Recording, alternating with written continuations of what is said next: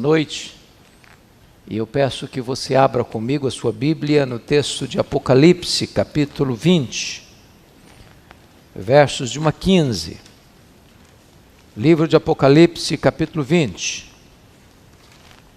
versos de 1 a 15.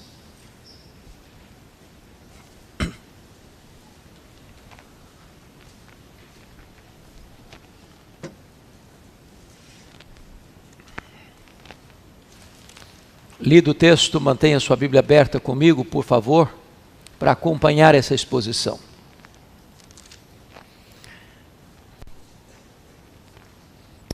Então vi descer do céu um anjo. Tinha na mão uma chave do abismo e uma grande corrente. Ele segurou o dragão, a antiga serpente, que é o diabo, Satanás, e o prendeu por 1000 anos. Lançou-o no abismo, fechou-o e pôs selo sobre ele, para que não mais enganasse as nações, até se completarem os 1000 anos.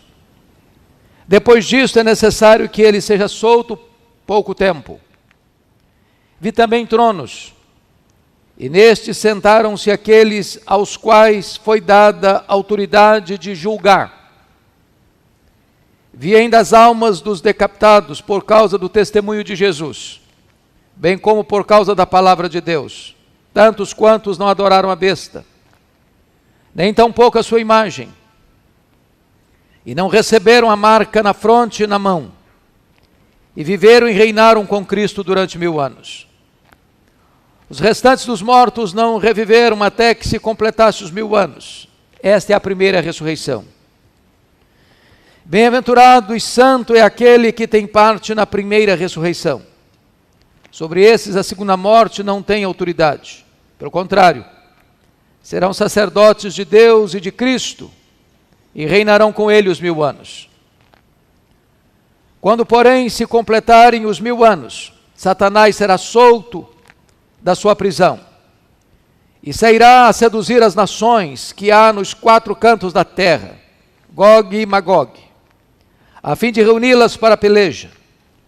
O número dessas é como a areia do mar.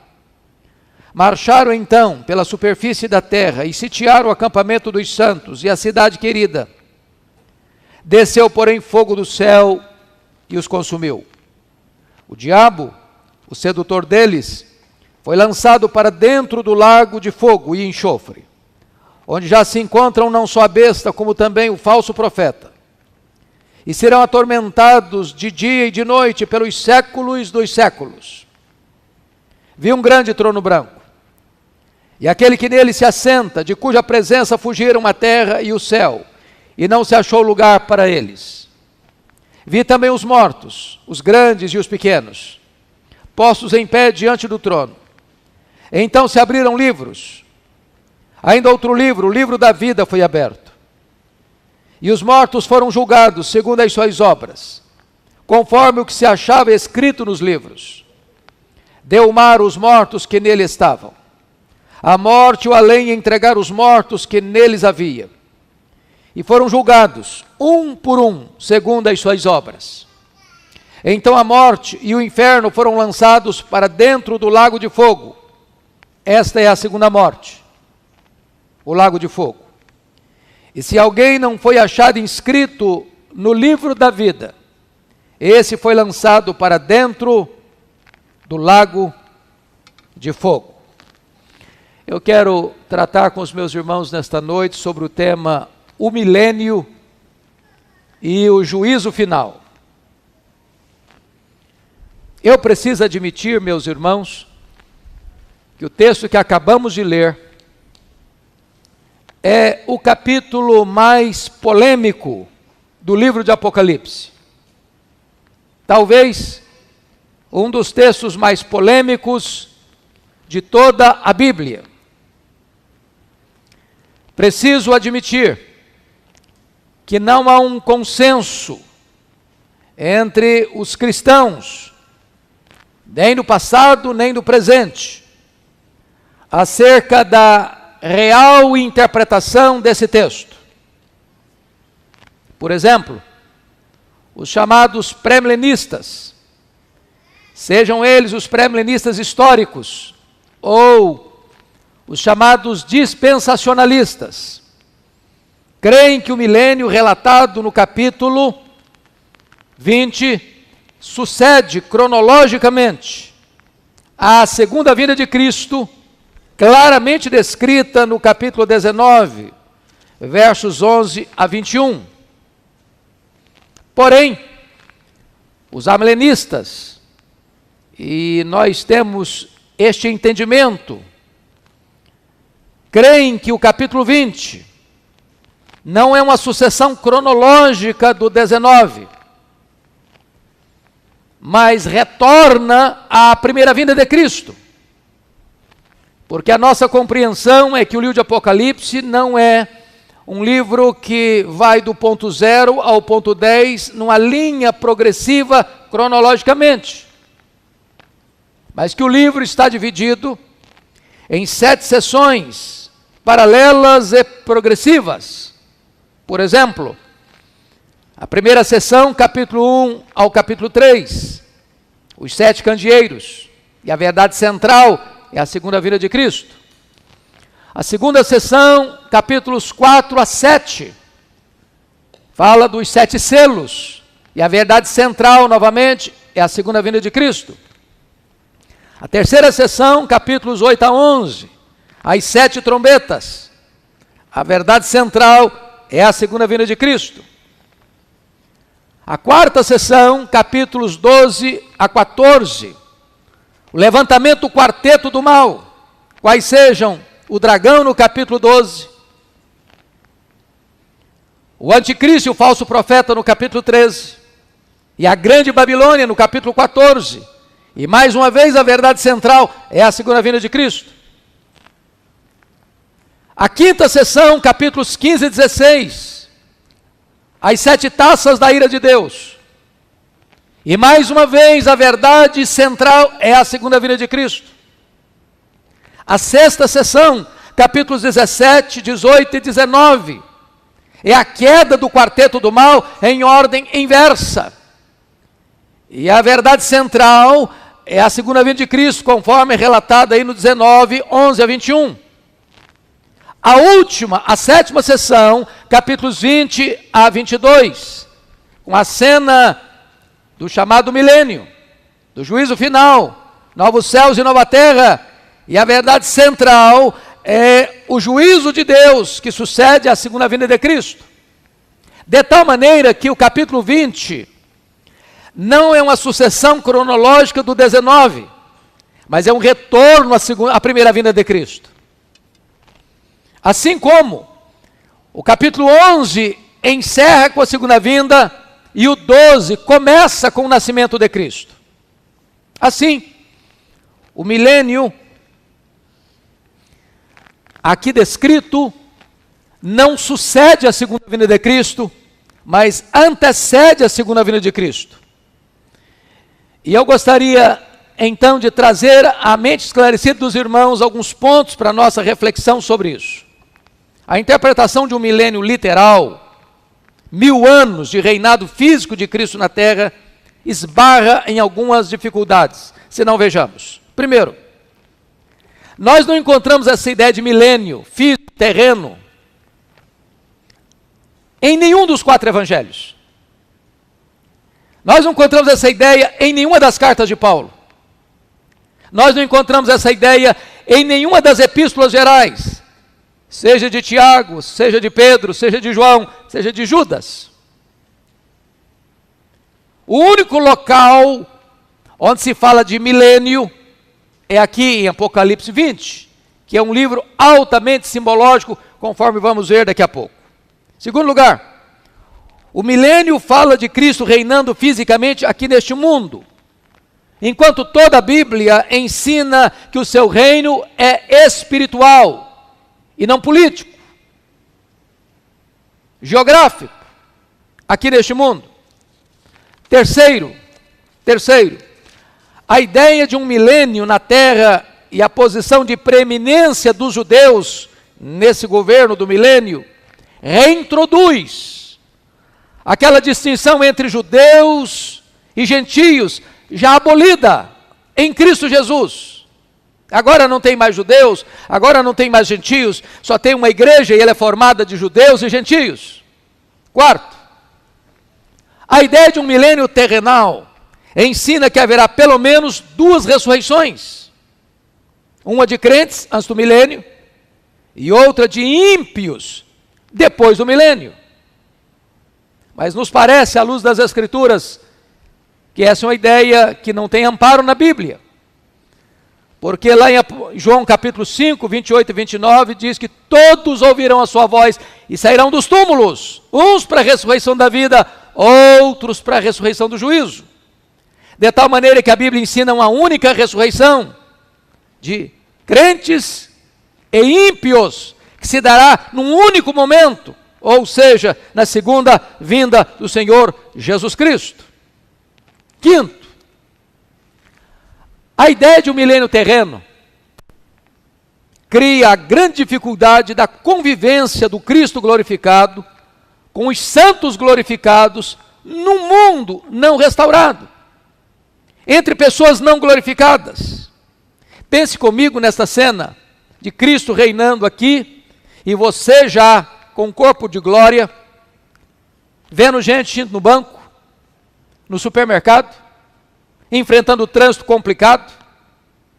Nos parece que isso é um anticlímax, porque não é exatamente essa a ideia das Escrituras.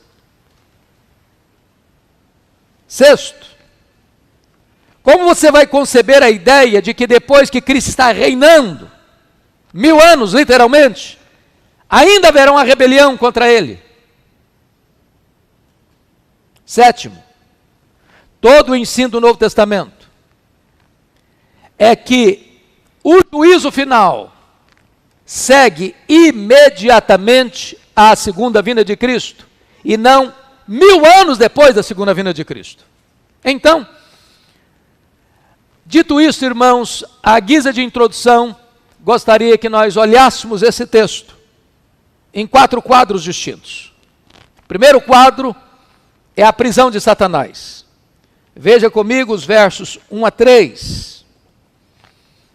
1 a 3. Então vi descer do céu um anjo, tinha na mão a chave do abismo e uma grande corrente. Ele segurou o dragão, a antiga serpente, que é o diabo, Satanás, e o prendeu por 1000 anos. Lançou no abismo, fechou e pôs sobre ele, selo sobre ele, para que não mais enganasse as nações, até se completar os 1000 anos. Depois disso é necessário que ele seja solto por pouco tempo. Então a grande pergunta é, o que significa a prisão de Satanás? Bom, esse poço do abismo aqui, ele já é mencionado no capítulo 9, no capítulo 11. Esse poço tem uma tampa, 9:1. Esse poço pode ser aberto, Apocalipse 9:2. Esse poço pode ser fechado, capítulo 20, versículo 3. E esse poço pode ser selado. Agora note, irmãos, que o anjo forte tem uma corrente, que ele prende Satanás com essa corrente por 1000 anos, e que ele fecha Satanás dentro desse abismo, fecha a tampa e bota um selo. É claro que essa linguagem é uma linguagem espiritual, simbólica, e não literal, porque Satanás é um espírito, ele é um anjo caído. Você não prende um espírito com a corrente.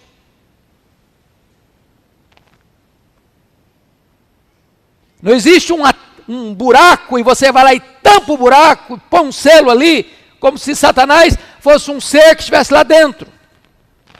São figuras, são imagens, são símbolos que trazem uma mensagem central. E qual é a mensagem central? Significa que a autoridade de Satanás, o poder de Satanás foram restringidos. É a limitação do seu poder,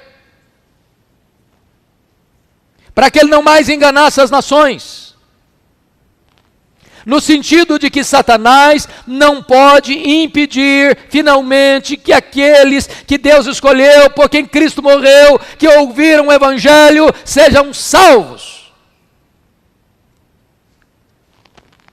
Não significa que ele está inativo, significa que ele está com sua autoridade limitada, restringida.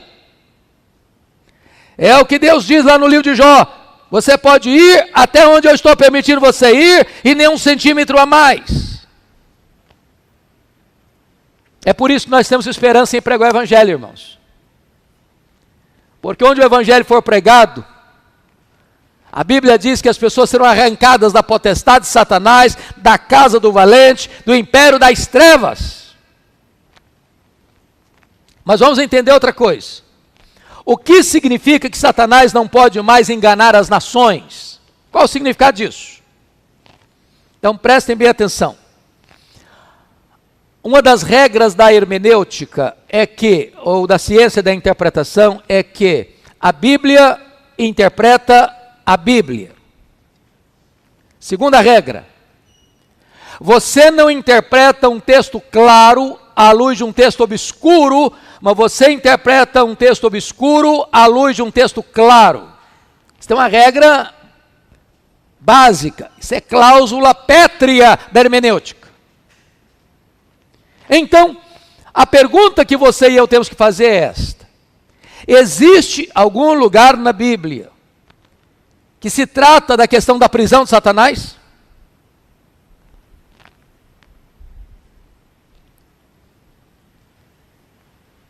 E quando você vai para a Bíblia, a resposta é sim, existe. Outra pergunta: a prisão de Satanás está ligada à primeira vinda ou à segunda vinda de Cristo? E a resposta é a primeira vinda de Cristo. Veja vocês em Mateus 12, 29, que está posto lá que ninguém pode entrar na casa do valente, e esse valente é Satanás, e ele tem uma casa, ele guarda todos os seus bens em segurança, e esses bens são as pessoas antes da sua conversão, senão que um mais valente entre, vença-o, tira a armadura, tira a sua panóplia, e lhe divide os despojos. O que significa isso? Significa que toda pessoa antes da sua conversão está na potestade de Satanás, está na casa do valente, está no império das trevas, mas Cristo, que é mais valente, é mais poderoso, vence Satanás, tira a sua armadura e arranca das suas mãos aqueles que estavam lá, debaixo de sua escravidão.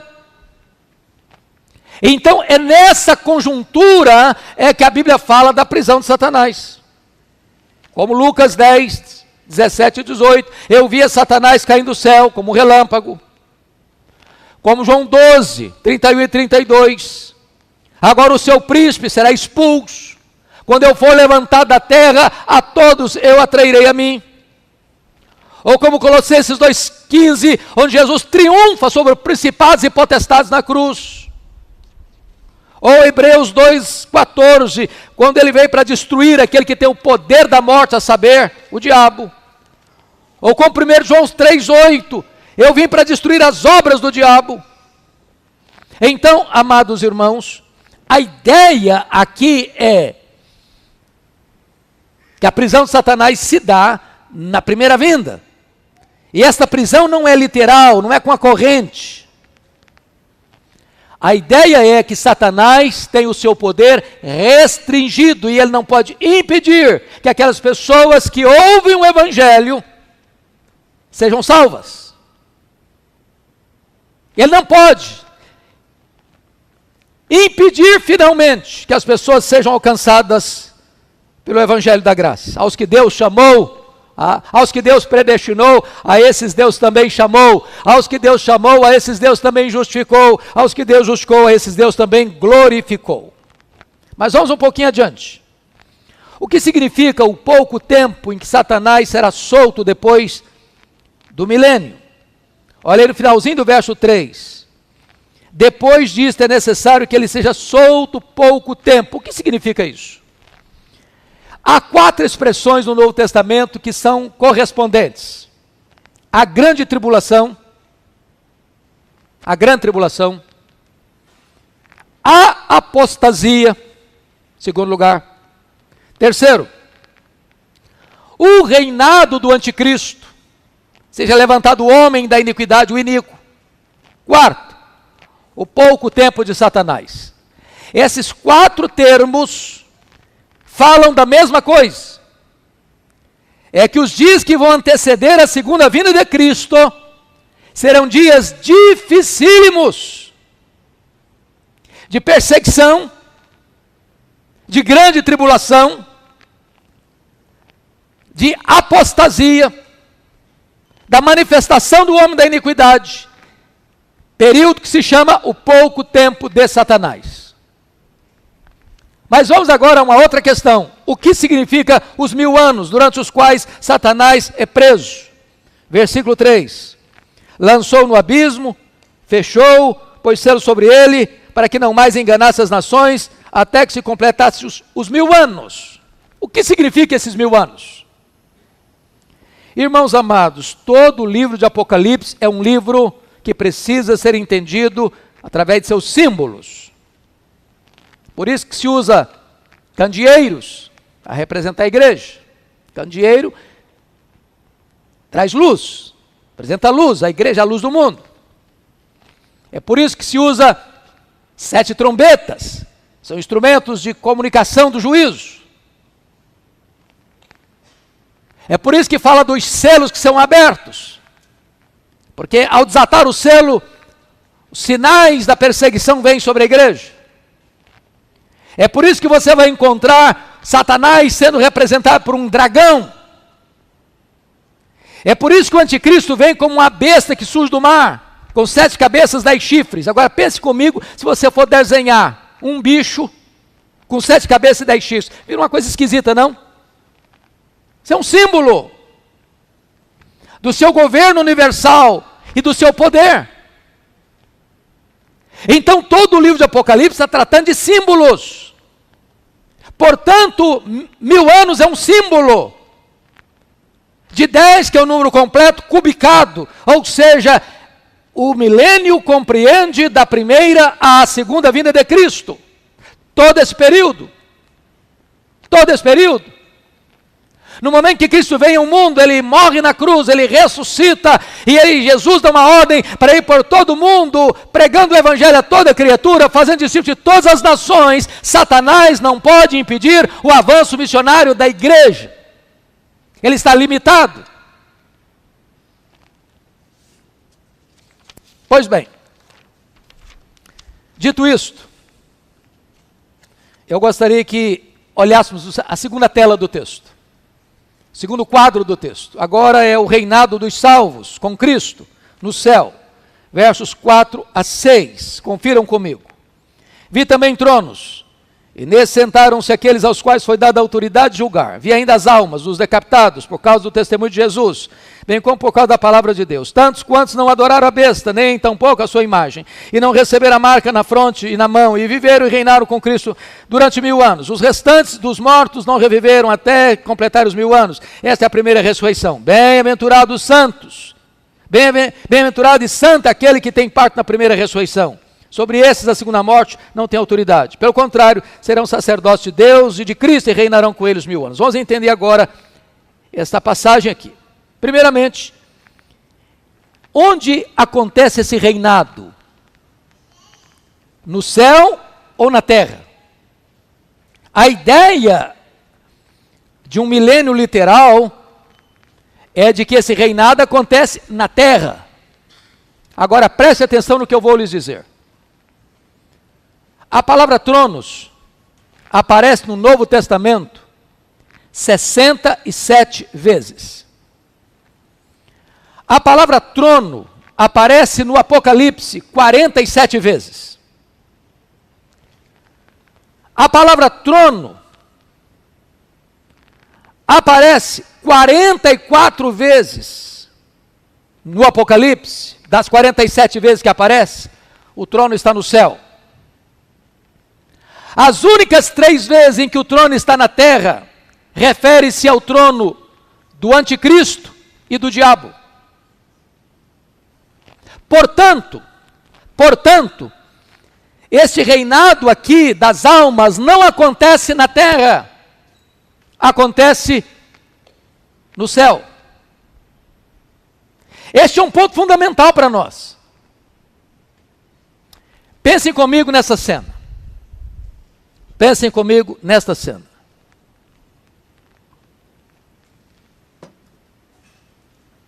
O que acontece quando um crente morre?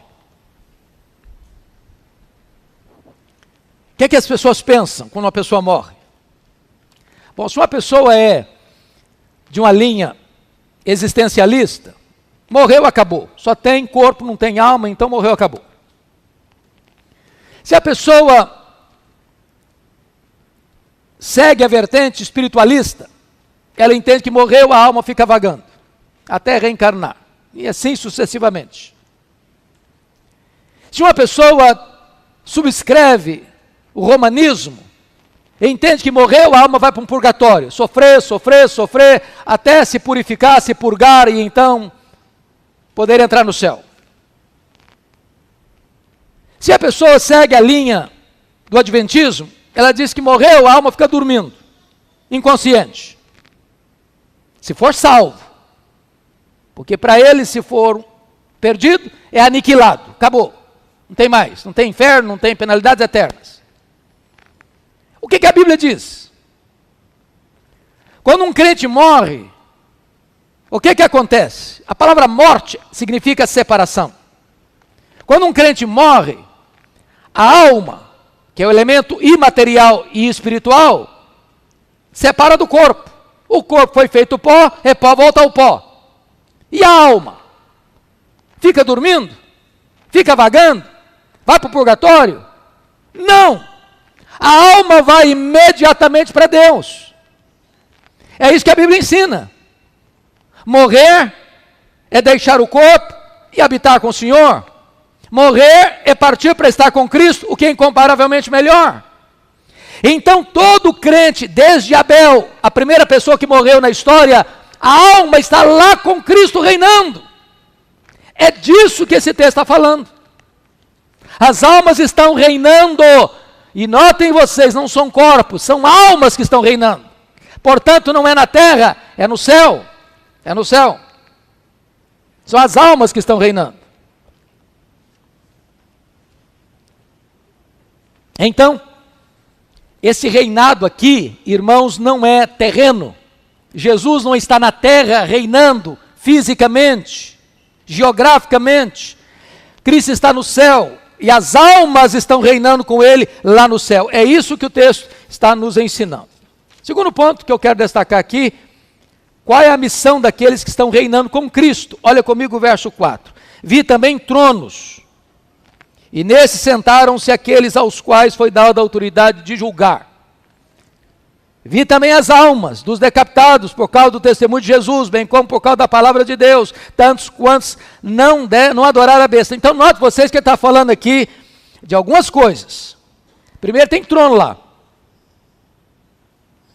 Nesse sentaram-se aqueles aos quais foi dada a autoridade de julgar. A Bíblia diz que os santos, nós, na glória, vamos julgar, primeiro, as 12 tribos de Israel. Está lá em Mateus 19, 28. Segundo, nós vamos julgar o mundo. 1 Coríntios 6, 2. Terceiro, nós vamos julgar os anjos. Claro, os anjos caídos. 1 Coríntios 6, 2. Então esses tronos estão lá no céu. E os crentes que morrem em Cristo, que vão para o céu, estão se assentando em tronos. Não foi essa a promessa de Jesus à igreja de Laodiceia? Apocalipse 3, 21. Ao vencedor, dar-lhe-ei sentar-se comigo no meu trono, como eu venci, e sentei com meu Pai no seu trono. Agora notem. Portanto, esses vão participar da glória de Cristo, do reinado de Cristo. E quem são esses? Está escrito aí, preste bem atenção. Vi ainda as almas dos decapitados por causa do testemunho de Jesus, bem como por causa da palavra de Deus. Então ele está falando dos mártires, e ele está falando de todos os demais crentes. Não importa se quem morreu é um mártir, Não importa se quem morreu, morreu de morte natural, ou por velhice, ou por doença, ou cercado da família, com todos os cuidados, não importa. Morreu, está com Cristo, já vai participar desta glória e deste reinado com Cristo. Mas vamos a outra pergunta no texto. Qual o significado da primeira ressurreição e da segunda morte? Olha aí comigo os versos 5 e 6. Os restantes dos mortos não reviveram até que completasse os 1000 anos. Essa é a primeira ressurreição. Bem-aventurado e santo aquele que tem parte na primeira ressurreição. Sobre essa segunda morte não tem autoridade. De que ele está falando? Então preste atenção no que eu vou lhes dizer. Quem morre uma vez, morte física, ressuscita 2 vezes. Ressuscita espiritualmente e ressuscita fisicamente na segunda vinda de Cristo. Quem morre 2 vezes, ressuscita uma vez só. Quem morre fisicamente e espiritualmente, só ressuscita uma vez para o juízo. Então, entendamos. A Bíblia descreve a regeneração como uma ressurreição. Nós estávamos mortos e Ele nos deu vida. Nós morremos com Cristo e ressuscitamos com Ele. Então a primeira ressurreição, não é que vai ter uma ressurreição aqui, outra 1000 anos depois. A ideia é, bem-aventurado aquele que participa da primeira ressurreição. Ele está falando que sobre essa segunda morte não tem poder. Ou seja, se você ressuscitou espiritualmente, se você nasceu de novo, se você foi gerado do Espírito, se você saiu da morte para a vida, a condenação não pode mais alcançar você. Você não vai jamais para a segunda morte, que é o lago de fogo. Essa é a ideia do texto.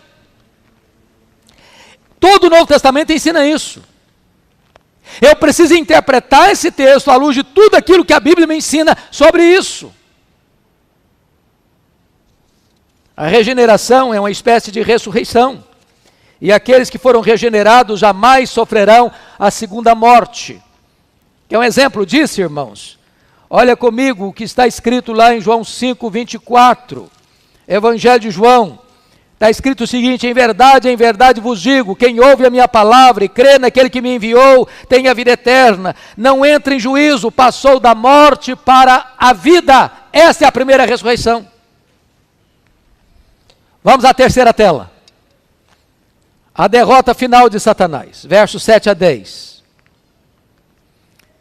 Então vamos olhar no verso 7 a 9, que essa batalha final que está descrita aí, é a mesma descrita no capítulo 19. Então vamos ver. Quando, porém, se completarem os 1000 anos, Satanás será solto da sua prisão. É o pouco tempo de Satanás. E sairá a seduzir as nações, porque será o tempo da grande tribulação, da manifestação do homem da iniquidade, da apostasia, do pouco tempo de Satanás.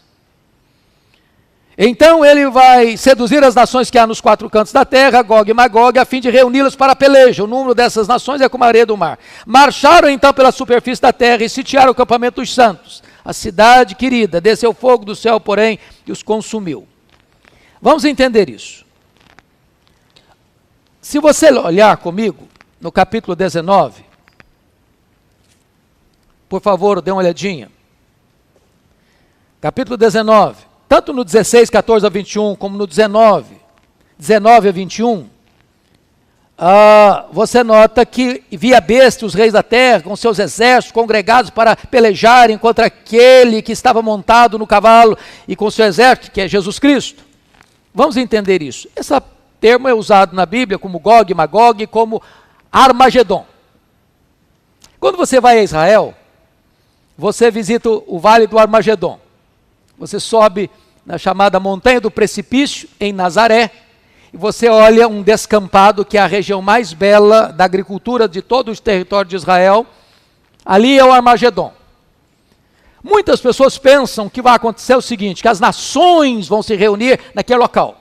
Quando você chega lá e tira uma foto, você percebe que nem cabe. É pequeno o local. porque literalizam. Essa ideia, irmãos, ela é simbólica. Simbólica. Não é que os exércitos do mundo vão se reunir naquele local lá em Israel. Até porque, nesta grande batalha do Armagedon, do Gog e Magog, em que as nações estarão reunidas, em que as forças de oposição se concentrarão para lutar contra Cristo e o seu povo, a única arma que vai ser desferida é a espada que sai da boca de Cristo.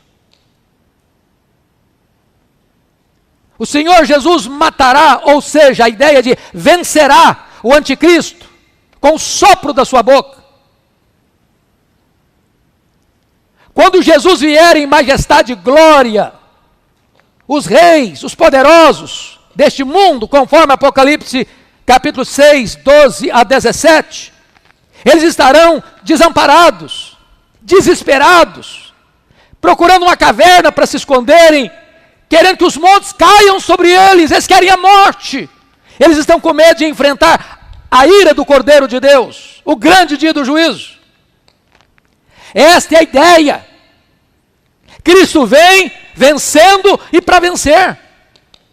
Ele não vem mais humilde como entrou em Jerusalém, montado num jumentinho. Ele vem, Apocalipse capítulo 19, 11 a 21, montado num cavalo branco.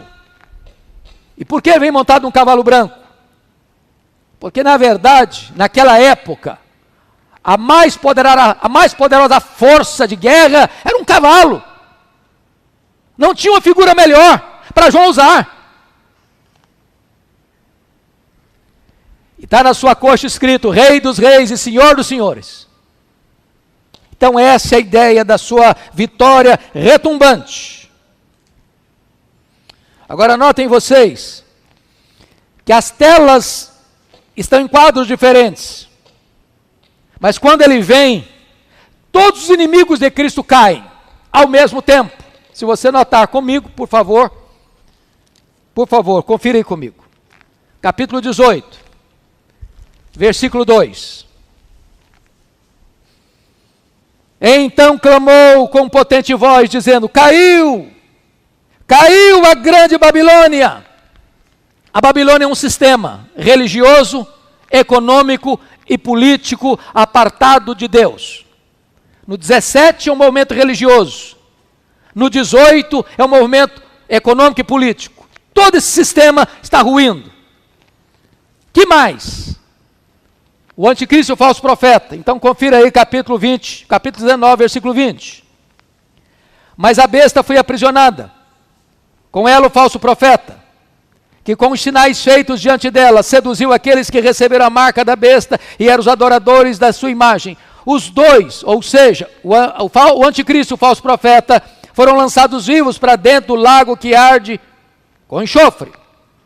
Agora notem vocês, que como Satanás era a figura central, então, agora, ele está caindo na cena final, na tela final. Olha aí o capítulo 20, versículo 10, por favor. Você pode ler comigo em voz alta o versículo 10, vamos juntos? O diabo, o sedutor deles, foi lançado para dentro do lago de fogo e enxofre, onde já se encontram não só a besta, como também o falso profeta, e serão atormentados de dia e de noite, pelos séculos dos séculos. Então, amados irmãos, eu gostaria que nós olhássemos essa questão à luz do versículo 8. Preste atenção nisso.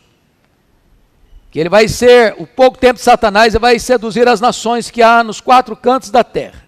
Então, a primeira coisa que eu quero chamar a sua atenção é de um otimismo irreal. Se você acha que o mundo vai melhorar, que o negócio vai ficar muito bom, que vai ter paz no mundo, isso é um otimismo irreal. Otimismo irreal. Nós caminhamos para uma grande tribulação, nós caminhamos para a apostasia, nós caminhamos para a manifestação do homem da iniquidade. E preste bem atenção no que eu vou lhes dizer agora. A palavra homem da iniquidade, que Paulo chama em 2 Tessalonicenses capítulo 2, ele chama de o iníquo. A palavra iníquo é anomos no grego. Anomos, na língua grega, significa o homem sem lei. O que é que você está vendo hoje na agenda global? Senão a promoção da ditadura do relativismo. Não tem lei, não tem princípio, não tem parâmetro. Pois o anticristo vem exatamente nessa brecha. Exatamente nessa brecha. E é por isso que a Tessalonicenses diz que aquele que o detém e o que o detém. O anticristo não poderia se manifestar como um grande líder mundial onde tem leis estabelecidas. E é nessa brecha que ele entra. De um mundo onde reina o relativismo moral, onde não tem princípios. E ele chega para governar exatamente dentro dessa brecha. Mas o que é muito importante você entender, amados, que nós não podemos nutrir um pessimismo doentio. Sabe por que não? Por pior que seja a situação. As nações em perplexidade, o mal prevalecendo, a iniquidade prevalecendo, a violência prevalecendo, a devassidão prevalecendo, as leis afrouxando, os governantes fora dos padrões daquilo que nós entendemos ser o padrão da justiça e da moralidade, mundo afora. Parece que você olha, o diabo está ganhando de goleada, parece que a história está sem rumo, parece que a história caminha ladeira abaixo como um caminhão sem freio. Mas a história não terminará assim. Olha comigo o versículo 9.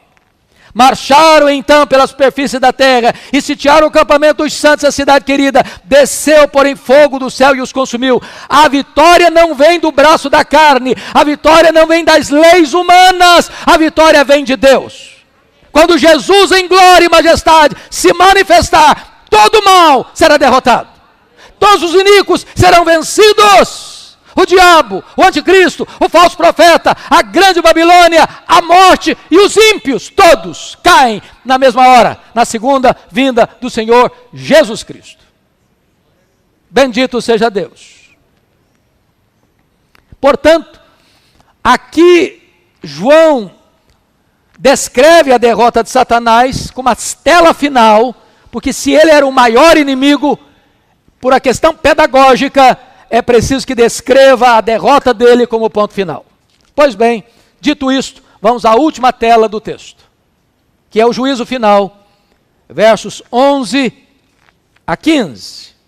E eu destaco aqui algumas coisas. Primeiro, olha o verso 15. Cristo assenta-se no trono como juiz. Verso 11, por favor. Você pode ler o 11 comigo? Vamos juntos? Vi um grande trono branco, e aquele que nele se assenta, de cuja presença fugiram a terra e o céu, e não se achou lugar para eles. Quando diz que ele viu um grande trono branco, irmãos, isso é um símbolo também.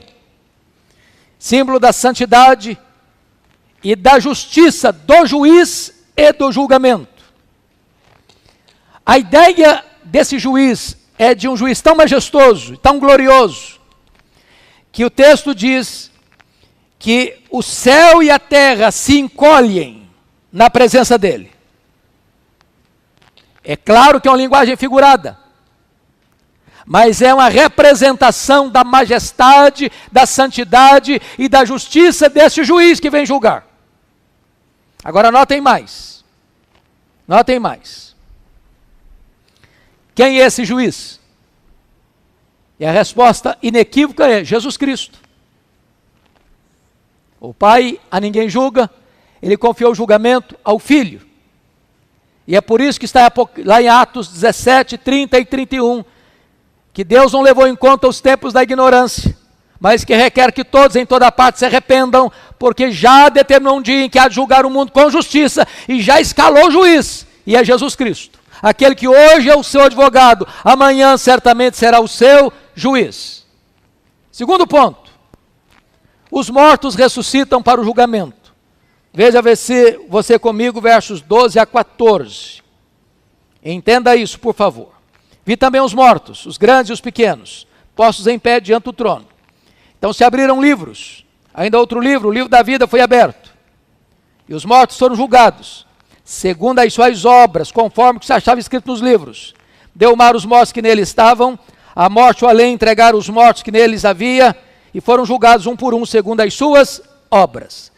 Então, alguns pontos importantes aqui. A ideia de um milênio na Terra fica complicada aqui. Porque a ideia do milênio na Terra é que essa ressurreição aqui, ou esse julgamento aqui, seria dos ímpios. Mas quem são esses mortos, grandes e pequenos? Quem são esses mortos que os mares vão devolver, que os abismos vão devolver, que os cemitérios esquecidos há milênios vão devolver? Esses mortos aqui são todos os mortos. De Abel ao último homem que vai viver e morrer antes de Jesus voltar. Todos os mortos. Grandes, pequenos, reis, vassalos, doutores, analfabetos, ricos e pobres, religiosos e não religiosos, todos, sem exceção. Vale destacar que o julgamento será universal, todos, mas o julgamento será também individual, porque o verso 13 diz, foram julgados um por um. Não é um julgamento coletivo, é um julgamento individual. Então, agora preste atenção. O julgamento, conforme o verso 12, será, versículo 12, segundo as suas obras, conforme o que se achava escrito nos livros. Então agora, por favor, vamos compreender essa tela. Quando os livros forem abertos, e nós estamos falando de um tribunal de júri, cósmico, universal, quando os livros forem abertos, alguns quesitos farão parte desse julgamento. Primeiro quesito, seremos julgados pelas nossas palavras. Vamos dar conta no dia do juízo por todas as palavras frívolas que proferimos. Só para fazer um checklist com você. Você já mentiu alguma vez? Já falou mal dos outros alguma vez? Já xingou alguma vez? Já contou piada imoral alguma vez? Já espalhou fake news alguma vez? Como esse tribunal é justo, ele é branco, nesse quesito, todos nós condenados. Segundo critério do julgamento, vão ser julgados pelas nossas obras. O que você fez, seu pai não viu, sua mãe não viu, seu marido não viu, sua mulher não viu, seus filhos não viram. Deus viu. Ninguém pode esconder nada daquele cujos olhos são como chamas de fogo. Então, nesse quesito, culpados. Terceiro, vão ser julgados pelas nossas omissões. Se você sabe que deve fazer o bem e não faz, nisso você está pecando. Maldito é aquele que não perseverar em toda a obra da lei para cumprir. Segundo os estudiosos, passam pela nossa cabeça mais de 10.000 pensamentos por dia. Nenhum tribunal da terra tem competência para julgar foro íntimo. O tribunal de Deus julga foro íntimo. Bom, nesse quesito, todos culpados.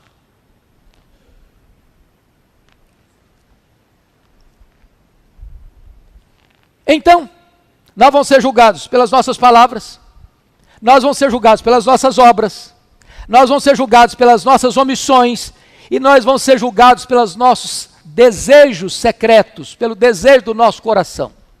Deus vai julgar o segredo do coração dos homens. Portanto, pelo critério daquilo que vai se ler nos autos do processo do tribunal de Deus, todos culpados. Em outras palavras, ninguém será justificado diante de Deus pelas obras da lei. Todos culpados. Mas bendito seja Deus, Bendito seja Deus. Vai existir um outro livro que vai ser aberto lá. Veja comigo, por favor, o que está escrito. O que está escrito no versículo 15. E se alguém não foi achado, escrito no livro da vida, esse foi lançado para dentro do lago do fogo. E é muito importante que você entenda isso. Porque o texto está claro. Quem não foi achado inscrito no livro da vida, esse foi lançado no lago do fogo. Qual a leitura clara que você faz? Porém, quem foi encontrado com o nome escrito no livro da vida, esse não foi lançado no lago do fogo. Então só tem dois grupos agora: salvos e condenados. Pelos livros todos, todos condenados. Aquele que foi encontrado o nome escrito no livro da vida, todos salvos. Quem tem o seu nome no livro da vida? Aquele que crê no Senhor Jesus Cristo. Esse tem o seu nome escrito no livro da vida. Se você crê, sua salvação está garantida. Se você crê, você não entra em juízo, mas passou da morte para a vida. Se você crê, ninguém pode alterar o veredito de Deus sobre você. Você está salvo. Bendito seja Deus. Então o critério da salvação é graça, não é obras. E eu termino dizendo que a própria morte e o inferno serão lançados no lago do fogo. Olha comigo o versículo 14. Então a morte e o inferno foram lançados para dentro do lago do fogo. Esta é a segunda morte, o lago do fogo. A morte é o estado, o inferno é o lugar. A morte é o rei dos terrores, é o último inimigo a ser vencido. O inferno é onde os ímpios são atormentados no estado intermediário, e não haverá mais então separação entre corpo e alma, nem no céu, nem na terra. Os que estão no lago do fogo vão sofrer, corpo e alma, para sempre. Os que estão no céu vão desfrutar da bem-aventurança, corpo e alma, para sempre. E a vitória de Cristo é completa e é final. Agora preste atenção no que eu vou lhes mostrar no versos 10 e no verso 15. Porque no verso 10 está escrito que o diabo, que o anticristo, que o falso profeta serão atormentados de dia e de noite pelos séculos dos séculos. Agora confira comigo o versículo 15. Se alguém não foi achado inscrito no livro da vida, esse foi lançado para dentro do lago do fogo. O que é que significa isso, irmãos? Não tem aniquilamento aqui. Não tem aniquilamento aqui. Tem aqui penalidades eternas. Então, amado, hoje é um dia muito importante para a sua vida. Eu não sei exatamente como você entrou aqui, mas essa é a descrição do que vai acontecer, o que está pela frente. Ninguém vai entrar no céu porque é filho de crente. Ninguém vai entrar no céu porque é presbiteriano. Ninguém vai entrar no céu porque subscreve a Confissão de Fé de Westminster e os catecismos. Ninguém vai entrar no céu porque é calvinista ou arminiano. Ninguém vai entrar no céu porque tem cargo na igreja, porque é líder na igreja. Ninguém vai entrar no céu porque conhece Bíblia e teologia. É necessário que o seu nome esteja escrito no livro da vida. E só aqueles que nasceram de novo, nasceram da água, nasceram do Espírito, foram selados com o Espírito Santo da promessa, e creram no Senhor Jesus Cristo, estão garantidos e seguros. Esta é a noite da sua escolha. Deus está propondo para você hoje a vida e a morte. Escolha a vida.